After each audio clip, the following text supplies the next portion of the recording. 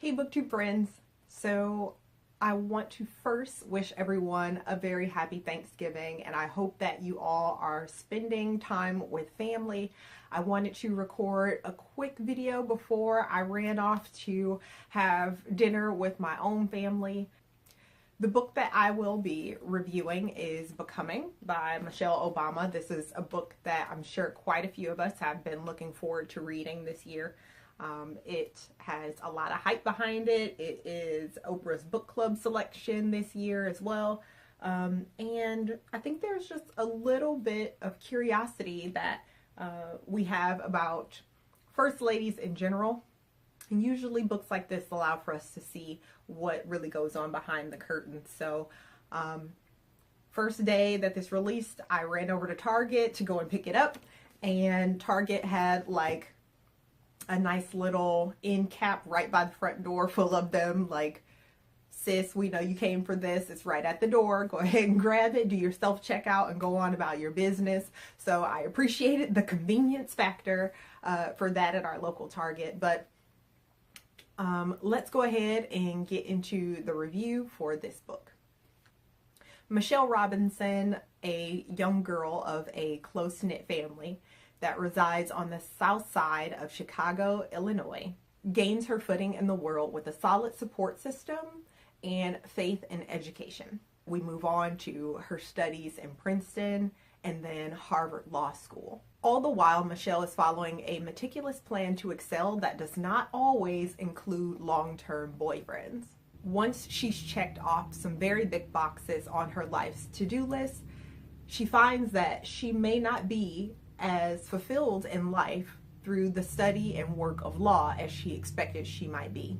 In walks Barack Obama, Michelle's new mentee at her law firm, to shake up her entire life and to help her with grappling with what life is like when not everything is within your control. So my thoughts and feelings about this book. My main interest in reading Becoming was learning more about the Michelle before Barack, and I think this book truly delivered on that. And for the most part, all of the details that I was seeking was in the first half of the book. Understanding the family that she grew up in, being, you know, the younger sister of the basketball star brother, what actually made her tick and who she really was. I also was excited to learn that we had quite a few similarities in occurrences throughout our life, particularly just the things that happen when you're a kid growing up in the inner city, like catching 2 buses with a transfer to my magnet school on most days that was downtown and made up of a lot of different kids from around our city.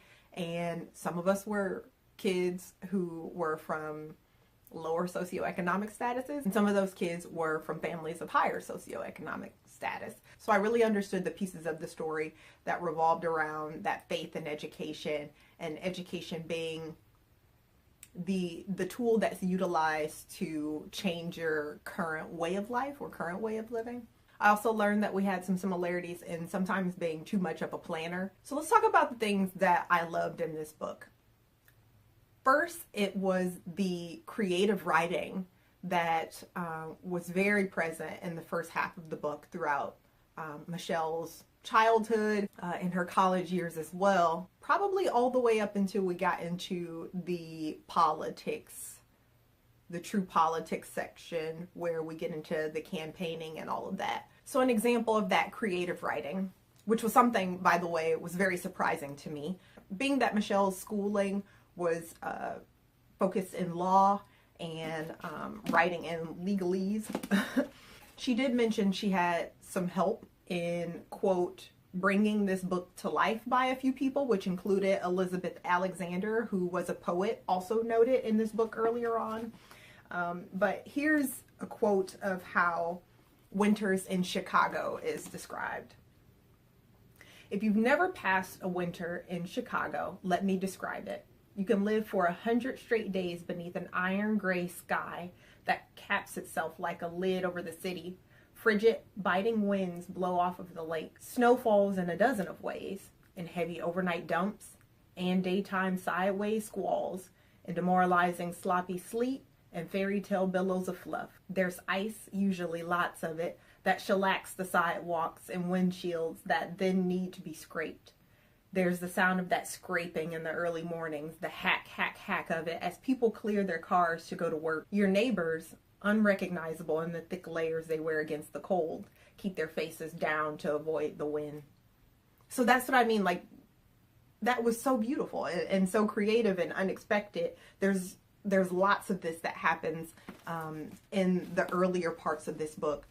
So the flip is that I was a little sad to see a lot of that creative writing go in the second half. Once we get into the campaigning and the speeches and the total of 8 years that the family spends in the White House, I feel like those opportunities for creative writing maybe were missed. What I also really enjoyed was the description of Michelle's mother. I thought she, both of her parents are phenomenal, but her mom really, I think, exemplified a healthy method of parenting, you know, treating her children as adults to be, right? She said, I'm not raising babies, I'm raising adults.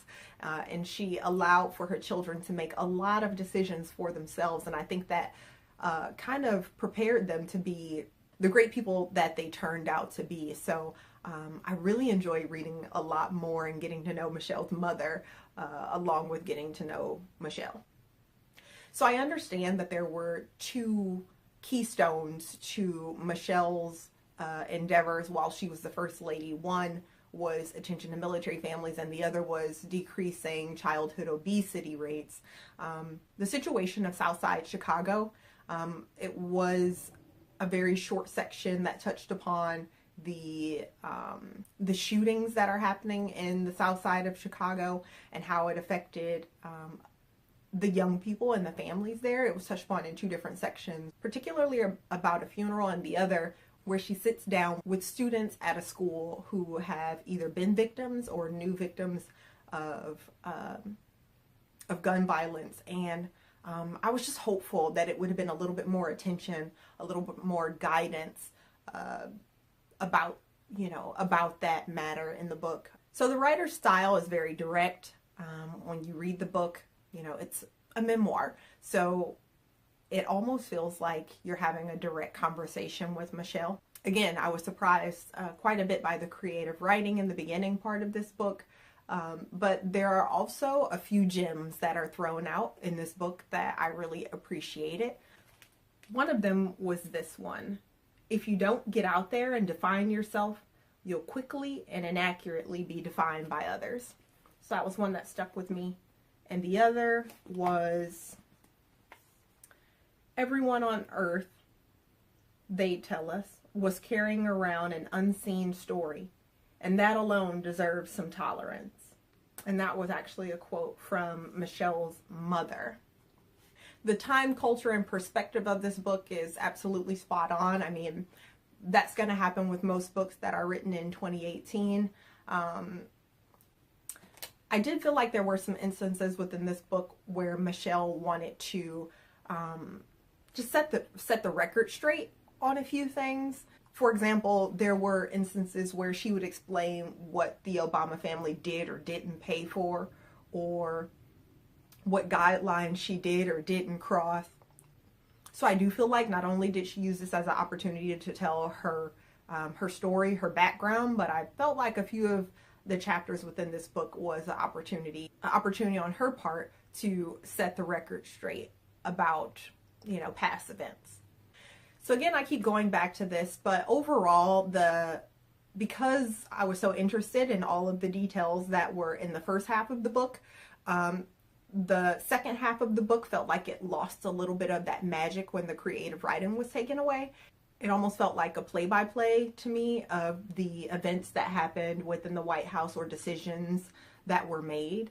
And I'm not sure if that's because I was around and watching the news and reading the newspaper around this period of time, so I was up to beat. I was aware of a lot of the things that were already mentioned in the second half of the book, but it did almost feel like a play-by-play of the campaign and the election, and the campaign and the election and the outcomes of our most recent election as well. So So yeah, it wasn't as magical as the earlier part of the book, but I still appreciated it.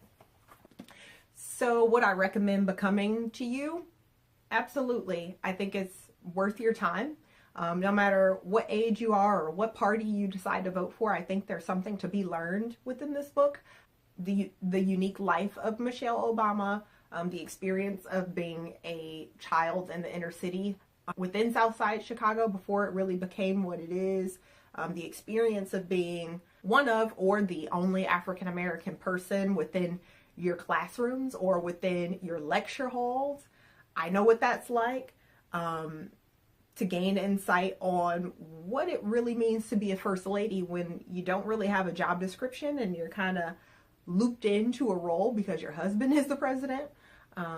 So if you're interested in any of those things, I'd say go ahead and pick it up.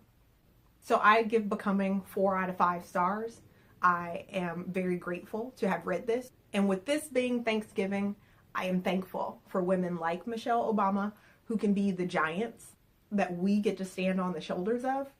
And with that, I'm going to say goodbye. Happy Thanksgiving.